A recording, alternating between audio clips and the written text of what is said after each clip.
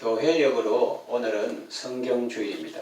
그래서 하나님의 말씀에 대한 말씀을 전하려고 합니다. 예수님은 말씀이 육신이 되신 분이죠. 그래서 우리가 예수님을 사랑한다는 것은 하나님의 말씀을 사랑하는 것이고, 그 하나님의 말씀을 사랑하고 존중하고 잘 지키는 그런 삶을 사는 것은 바로 예수님을 사랑하는 것이다. 그렇게 볼 수가 있습니다. 본문 72절에 보면 주의 입의 법이 내게는 천천 금은보다 좋습니다 라는 말이 있습니다. 하나님의 말씀이 많은 금이나 돈보다 더 좋다는 의미입니다. 이 말씀을 근거로 해서 말씀의 가치라는 제목으로 말씀을 전하겠습니다. 첫째로 온 세상이 환영하고 우러러 보아도 하나님의 말씀에 어긋나면 결과는 비참합니다. 아합은 구약 성경에 아주 악한 군주로 묘사되어 있습니다. 그러나 당시 세계 역사에서는 좀 유명한 사람입니다. 잘해서 유명하기보다는 악명이 높았다고 볼 수 있습니다. 영어로 famous한 것이 아니라 notorious 했습니다. 그의 아버지 오므리는 세멜이라는 사람에게서 산을 사고 그 산에 성읍을 건축하고 그 성읍 이름을 원주인이었던 세멜의 이름을 따서 사마리아로 불렀습니다. 그리고 이스라엘의 수도를 틸자에서 사마리아로 옮겼습니다. 그의 아들 아합은 폭군이었고 전제군주였습니다. 이방 여인 이세벨을 아내로 맞이하고 바알과 아세라 우상을 섬기고 하나님의 단을 회파하고 칼로 선지자들을 죽였습니다. 하나님의 백성들을 돌보는 군주가 아니라 백성을 죽이고 그 재산을 빼앗는 폭정을 행했습니다. 그의 철권 통치는 사람들에게 두려움이었습니다. 그는 선한 일에는 더디고 미련했지만 악한 일에는 지혜롭고 빨랐습니다. 그의 아내 이세벨은 아합의 권세를 업고 악행을 저질렀습니다.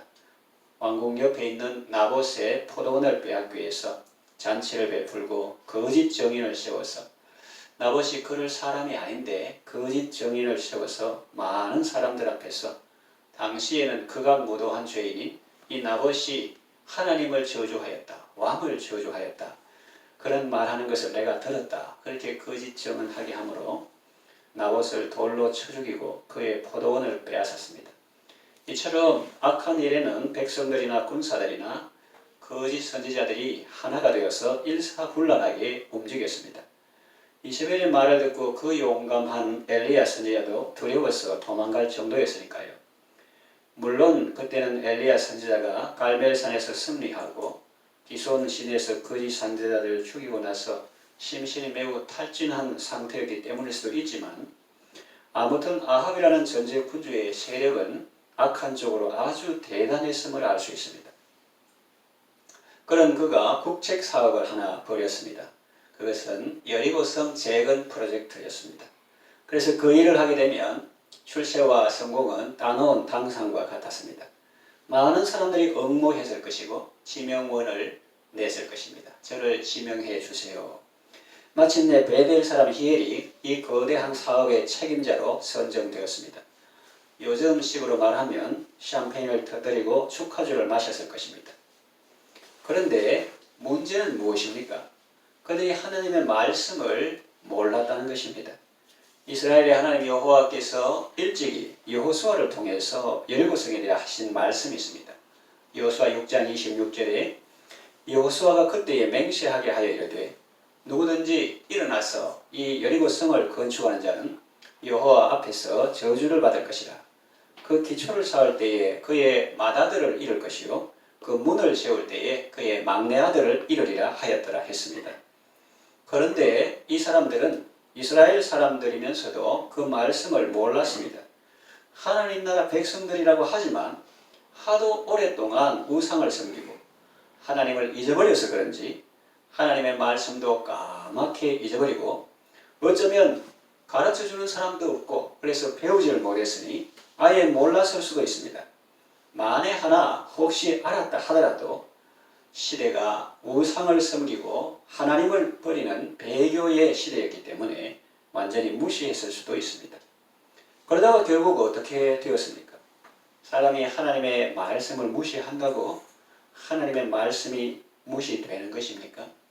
사람이 손바닥으로 해를 가린다고 해서 해가 없어지는 것이 아닌데 사람들이 잊어버렸다고 하나님의 말씀이 없어질까요? 천만의 말씀입니다. 사람들이 무시해도 하나님의 말씀은 생생하게 살아있고 사람들이 다 잊어버려도 하나님의 말씀은 살아서 역사하는 것입니다.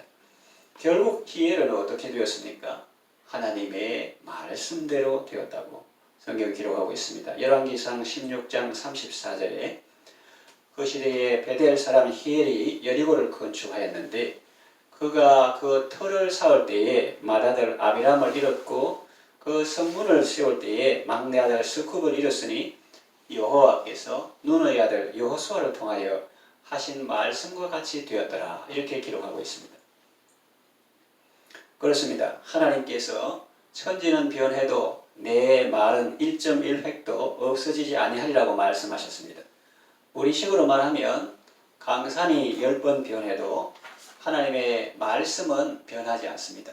물론 전달하는 방식이나 담는 그릇은 좀 다를 수 있어도 그 말씀의 본질은 결코 변하지 않습니다. 그러므로 우리는 하나님의 말씀을 주의 깊게 경청하고 암송하며 마음에 새기고 잘 지켜야 합니다. 하나님이 말씀을 통해서 금하시고 저주하신 일은 아무리 돈을 많이 버는 일이고 온 세상이 부러워하는 국책 사업이라고 해도 하지 말아야 합니다. 그것이 사는 길이고 복받는 길입니다.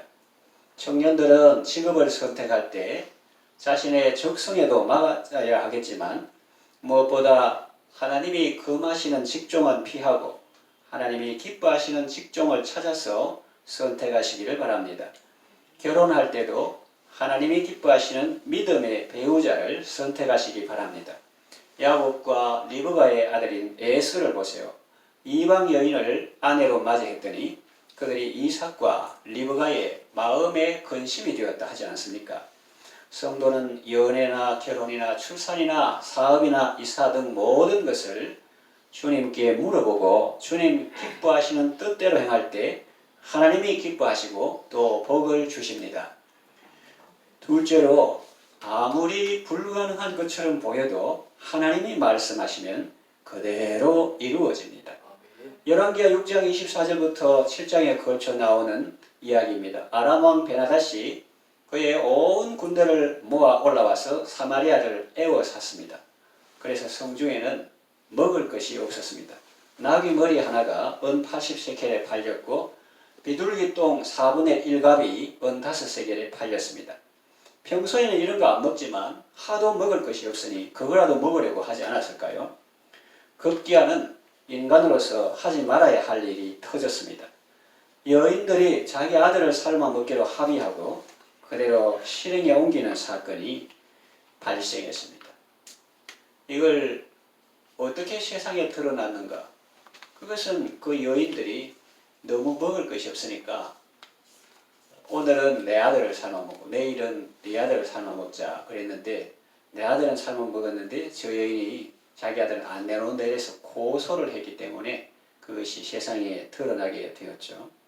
또 우리 북한에도 참 어려운 시절에 사람들이 눈에 보이는 것이 없으니까 나중에 보니까 자기 주변에 손톱 발톱 이거 있어서 이거 누군가 하니까 자기도 모르는 사이에 배고파서 그 먹었다 하는 이런 것을 간접적으로 뉴스로 들은 적이 있습니다. 그래서 그 말을 왕이 듣고 이스라엘 왕이 그 책임을 선지자 엘리사에게 전가시켰습니다. 그를 죽이려고 사자를 보냈습니다. 엘리사가 선지자들과 함께 있다가 보라 자객을 보냈는데 살인자의 아들이 이제 나를 죽이려고 자객을 보냈는데 그 뒤에 주인의 발소리가 들리지 아니하느냐. 엘리사는 방 안에서 다 알고 있어요.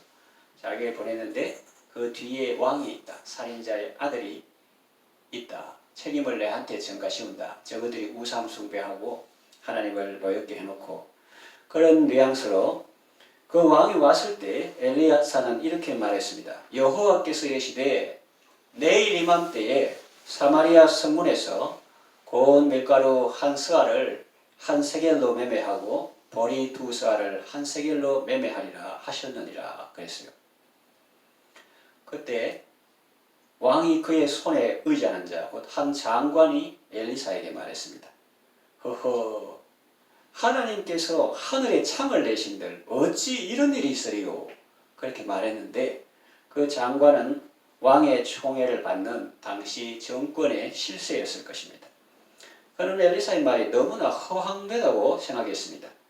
비둘기 똥조차, 그것도 한 값도 아니고 4분의 1값, 비둘기 똥조차 비싸게 팔리는 이때에 고운 밀가루 한 스아가 한 세겔에 매매될 것이라고 하는 꿈같은 소리로 들렸죠.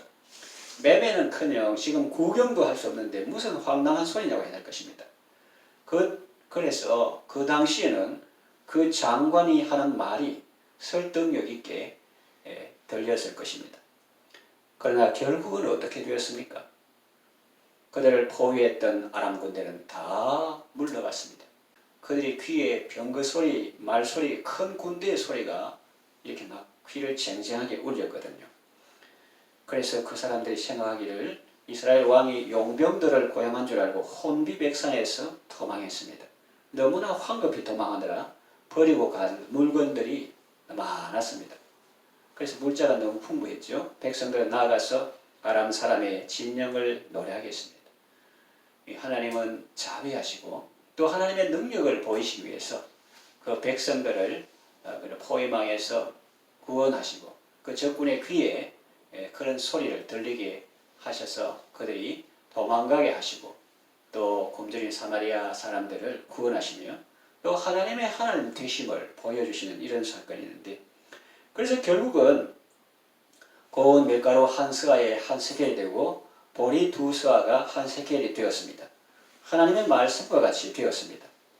이스라엘 왕은 그의 장관을 세워서 성문을 지키게 하였습니다. 백성이 성문에서 그를 밟음에 그는 사람들에게 밟혀 죽었습니다. 이 또한 하나님의 사람의 말대로 된 것입니다.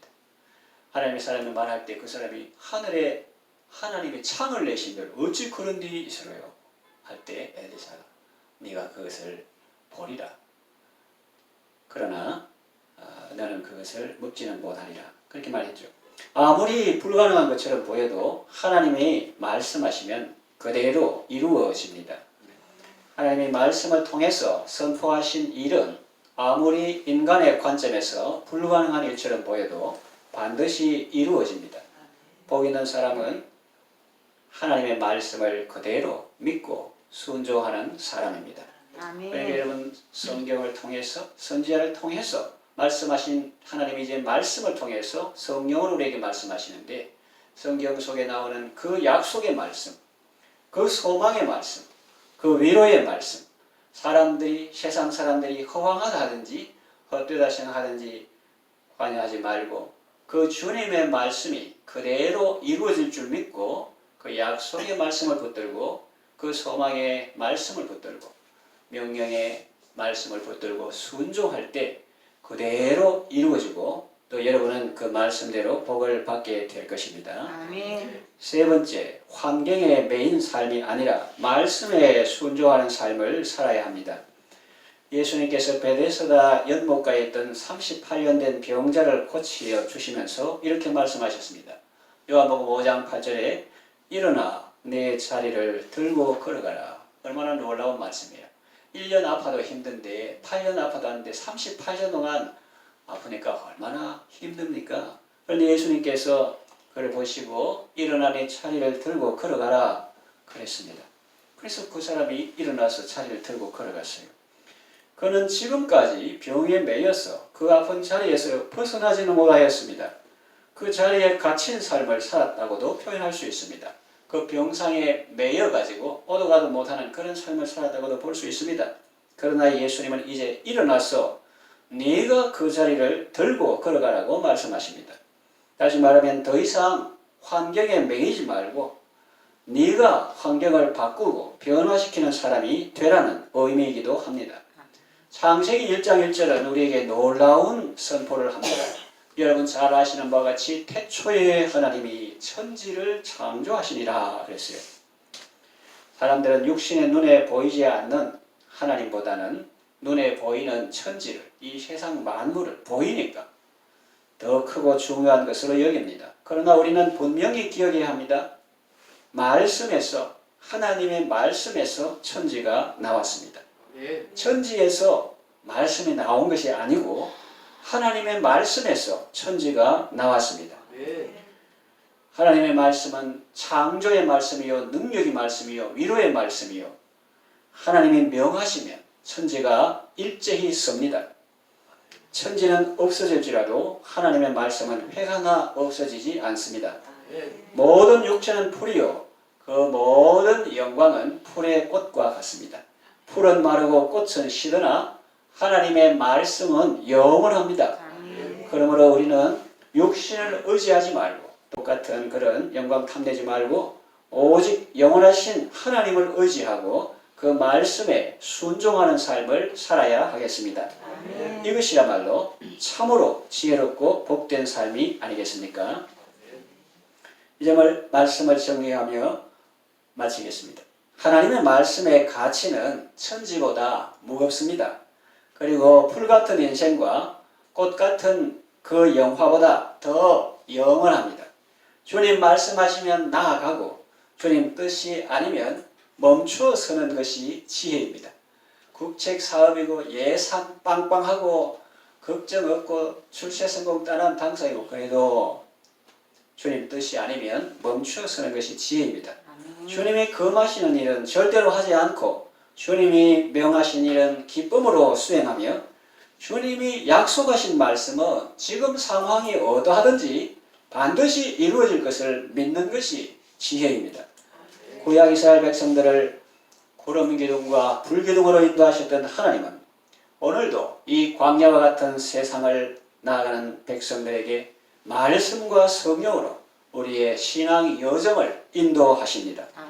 하나님의 말씀을 잘 경청하고 그 말씀에 순종하는 지혜롭고 복된 삶을 살아가시기를 바랍니다. 아멘.